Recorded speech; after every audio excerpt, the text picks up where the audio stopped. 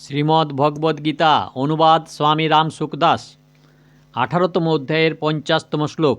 সিদ্ধিং প্রাপ্তো যথা ব্রহ্ম তথাপ্নোতি নিবোধ মে শ্বাসেনৈব কৌন্তেয় নিষ্ঠা জ্ঞানস্য ইয়া পরা। হে কৌন্তেয়, সিদ্ধি বা অন্তঃকরণের শুদ্ধি প্রাপ্ত সাধকগণ ব্রহ্মকে যা জ্ঞানের পরানিষ্ঠা কী প্রকারে লাভ করেন সেই প্রকারটি তুমি আমার কাছ থেকে সংক্ষেপে বুঝে নাও। ব্যাখ্যা: সিদ্ধিং প্রাপ্ত যথা ব্রহ্ম তথাপ্নোতি নিবোধ মে। এখানে অন্তঃকরণের শুদ্ধিকে সিদ্ধি বলা হয়েছে। এইগুলি আগের শ্লোকে আসক্ত বুদ্ধি, জিতাত্মা এবং বিগত স্পৃহা পদের দ্বারা বর্ণিত হয়েছে। যার অন্তঃকরণ অত্যন্ত শুদ্ধ, অর্থাৎ তাতে আর কোনো প্রকার কামনা, মমতা, আসক্তি নেই, তার পক্ষে কখনও কোনো বস্তু, ব্যক্তি, পরিস্থিতি ইত্যাদির প্রয়োজন হয় না, অর্থাৎ তার আর কোনো কিছু পাওয়ার বাকি থাকে না, তাই তাকে বলা হয়েছে সিদ্ধি।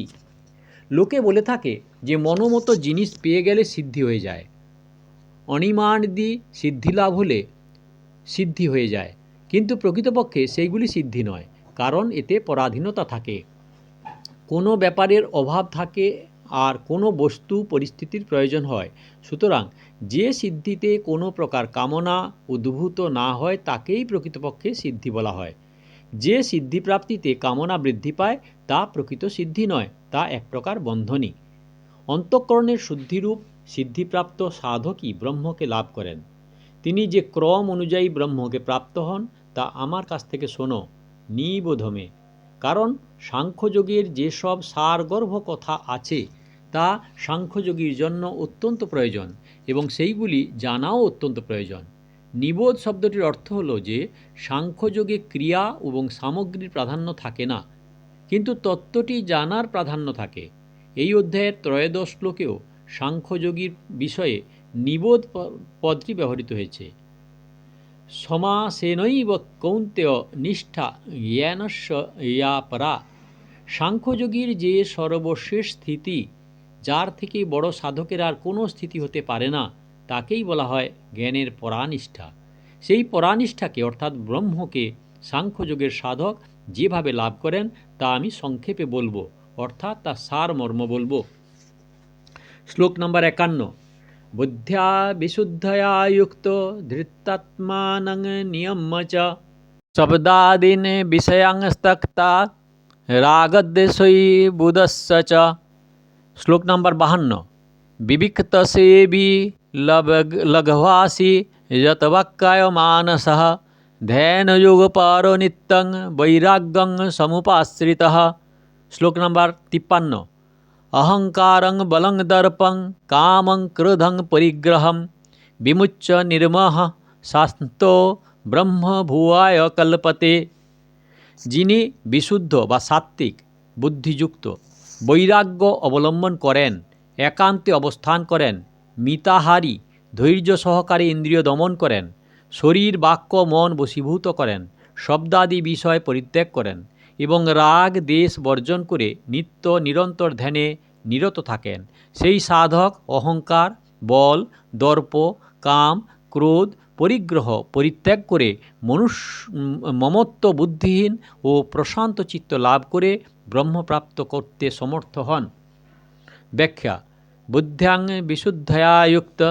যে সাংখ্যযোগী সাধক পরমাত্মা তত্ত্ব লাভ করতে চান তার বুদ্ধি বিশুদ্ধ অর্থাৎ সাত্ত্বিক হতে হয়। তার বিবেক বুদ্ধি অত্যন্ত পরিষ্কার, তাতে কোনো সন্দেহ থাকে না। সাংখ্যযোগের প্রকরণে সর্বপ্রথম বুদ্ধির কথা বলা হয়েছে। এর তাৎপর্য হল যে সাংখ্যযোগীর যে বিচার শক্তির প্রয়োজন তা বিবেক বুদ্ধির দ্বারাই প্রকটিত হয়। সেই বিবেকের সাহায্যেই তিনি জড়ত্ব পরিত্যাগ করেন। বৈরাগ্যং সমুপাশ্রিতঃ।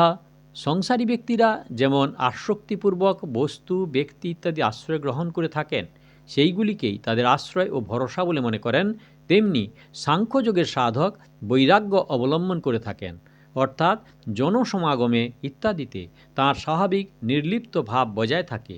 লৌকিক ও পারলৌকিক সমস্ত ভোগেই তার বৈরাগ্য দৃঢ় হয়। বিবিক্ত সেবী। সাংখ্যযোগের সাধকদের স্বভাব রুচি স্বতই স্বাভাবিকভাবে একান্তে থাকার হয়ে থাকে। নির্জন স্থানে থাকার রুচি অত্যন্ত উত্তম, কিন্তু তার জন্য আগ্রহ না থাকা উচিত, অর্থাৎ নির্জন স্থান না হলে তার মনে যেন কোনো বিক্ষেপ চাঞ্চল্য না আসে। আগ্রহ না থাকলে মনোমতো নির্জন স্থান যদি না পাওয়া যায়, যদি বহু লোক থাকে, বহু শোরগোল হয়, তবুও সাধক বিরক্ত হবেন না, অর্থাৎ সিদ্ধি অসিদ্ধিতে সমভাবে থাকবেন। কিন্তু যদি আগ্রহ থাকে তাহলে তিনি বিরক্ত হবেন, জনসমাগম তার সহ্য হবে না। সুতরাং সাধকের স্বভাব নির্জনে থাকার হলেও নির্জন স্থান না পেলে তার চিত্তে কোনো চাঞ্চল্য উপস্থিত হওয়া উচিত নয়। কারণ চাঞ্চল্য হলে চিত্তে সংসারের গুরুত্ব আসে, সংসারের গুরুত্ব এলে চাঞ্চল্য আসে, যা ধ্যান যোগের বাধাস্বরূপ। একান্তে থাকলে ভালোভাবে সাধন হবে, মন উত্তম রূপে ভগবানে নিবিষ্ট হবে, অন্তঃকরণ নির্মল হবে। এই সব ভেবে মনে যে প্রশান্তি আসে তা সাধনার সহায়ক হয়। কিন্তু একান্তে কেউ শোরগোল করবে না, তাই সেখানে সুনিদ্রা হবে। সেই স্থানে ইচ্ছামতো বসে থাকলে কেউ দেখার থাকবে না, সর্বপ্রকার আরাম থাকবে। নির্জন স্থানে বসবাস করলে লোকে বেশি সম্মান ও শ্রদ্ধা করবে। এই সব ভেবে মনে যে আনন্দ হয় তা সাধনার বাধাস্বরূপ, কারণ এ সবই ভোগ। সাধকের এইসব সুখ সুবিধাতে আবদ্ধ হওয়া উচিত নয় এবং এইগুলি থেকে সতর্ক থাকা প্রয়োজন। লঘ্যাসি, সাধকের পরিমিত এবং নিয়মিত ভোজন করার অভ্যাস হবে। আহারের ব্যাপারে হিত, মিত এবং মেধ্য এই তিনটি বিষয় বলা হয়েছে। হিতের অর্থ হলো আহার শরীরের অনুকূল হবে, মিতের অর্থ হলো আহার যেন অধিকার না হয়, আবার কর্মও না হয়। যতটুকু খেলে শরীর নির্বাহ হয় ততটুকু আহার করবে। আহার করলে শরীর হৃষ্টপুষ্ট হবে, এই ভাব নিয়ে আহার করবে না। শুধু ঔষধের মতো ক্ষুণ্নিবৃত্তির জন্যই আহার গ্রহণ করবে, যাতে সাধনায় বিঘ্ন না হয়। মেধ্যেরও তাৎপর্য হলো আহার্য বস্তু যেন পবিত্র হয়। ধিত্যাত্মানং নিয়ম্য চ, জাগতিক যত প্রলোভনই আসুক বুদ্ধিকে নিজ ধ্যেয় পরমাত্মা থেকে বিচলিত হতে না দেওয়া। এরূপ দৃঢ় সাত্ত্বিক ধৃতি দ্বারা ইন্দ্রিয়কে বশীভূত করবে, অর্থাৎ সেটি মর্যাদার সঙ্গে রাখবে। অষ্টপ্রহর এই চিন্তা মনে রাখতে হবে যে সাধনার বিরুদ্ধ কোনো কাজ যেন ইন্দ্রিয়াদির দ্বারা না হয়। যত বাক্যাও মানসঃ, শরীর বাক্য ও মনকে বশীভূত করাও সাধকের অত্যন্ত প্রয়োজন। সুতরাং অনর্থক বেড়ানো, দেখাশোনার জন্য শৌখিন যাত্রা ও বৃথা বাক্য ব্যয় না করা, আবশ্যক হলে কথা বলা, অসত্য না বলা, নিন্দা কুৎসা না করা, আসক্তিপূর্বক সাংসারিক চিন্তা না করা এবং পরমাত্মাকে চিন্তা করা, এ সবই সাধকের অবশ্য প্রয়োজন। শব্দাদীন বিষয়াংস্তক্তা, ধ্যানের সময় বাহ্যিক যত প্রকার সম্পর্ক যা বিষয়রূপে আসে এবং যার থেকে সংযোগজনিত সুখ হয়, সেই শব্দ, স্পর্শ, রূপ, রস, গন্ধ পাঁচটি বিষয় স্বরূপত পরিত্যাগ করা উচিত। কারণ আসক্তিপূর্বক বিষয় সেবনকারী ধ্যান যোগের সাধনা করতে সক্ষম হন না। যদি আসক্তি সহকারে বিষয় ভোগ করেন তাহলে বহির্মুখ হওয়ার ধ্যানে বৃত্তি লাগে না এবং বিষয় চিন্তা হতে থাকে। রাগদ্বেষৈ বদ্ধস্য চ, জাগতিক বস্তুগুলি অত্যন্ত গুরুত্বপূর্ণ, নিজের কাজে লাগে, অত্যন্ত উপযোগী। এই মনোভাবকে বলা হয় আসক্তি, অর্থাৎ চিত্তে অসৎ বা বিনাশশীল বস্তুর যে মহত্ব অনুভূত হয় সেটি হলো আসক্তি বা রাগ। এই অসৎ বস্তুকে আসক্তি থাকলে যদি কেউ সেইগুলির প্রাপ্তিতে বাধা প্রদান করে তাহলে তার প্রতি দ্বেষ জন্মায়। অসৎ জগতের কোনো অংশে যদি আসক্তি জন্মায় তাহলে তার অপর অংশে বিদ্বেষ আসে, এটিই নিয়ম।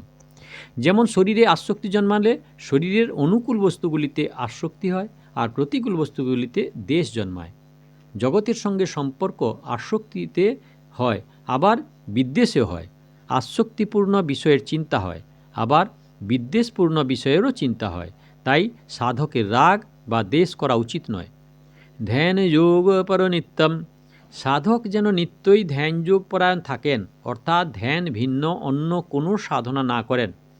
ধ্যানের সময় ধ্যান তো করবেনই, অন্য কাজের সময়ে অর্থাৎ চলাফেরা, খাওয়া, শোয়া, কাজকর্ম ইত্যাদি করার সময়ও এই ধ্যান ভাব সর্বদা বজায় রাখতে হয় যে প্রকৃতপক্ষে এক পরমাত্মা ভিন্ন জগতের পৃথক কোনো অস্তিত্বই নেই।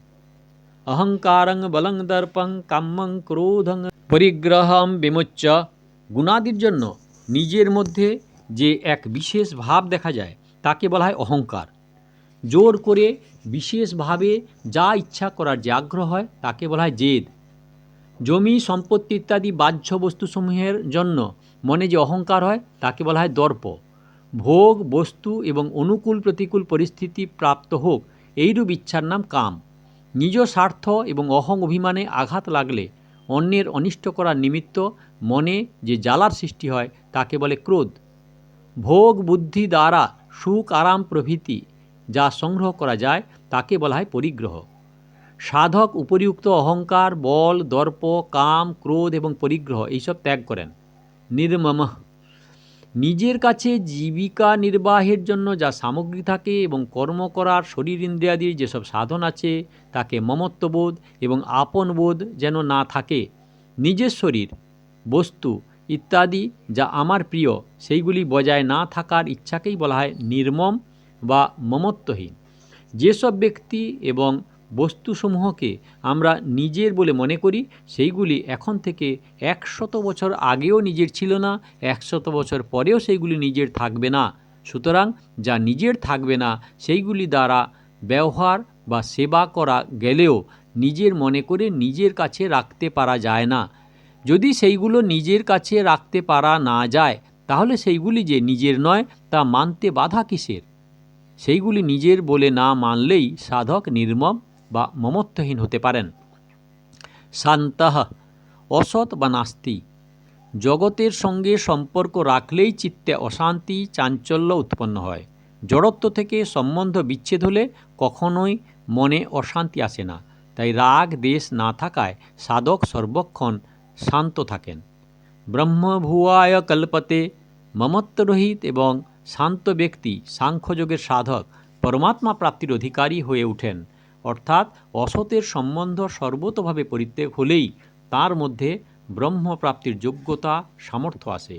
কারণ যতক্ষণ অসতের সঙ্গে সম্পর্ক থাকে ততক্ষণ পরমাত্মা প্রাপ্তির সামর্থ্য হয় না।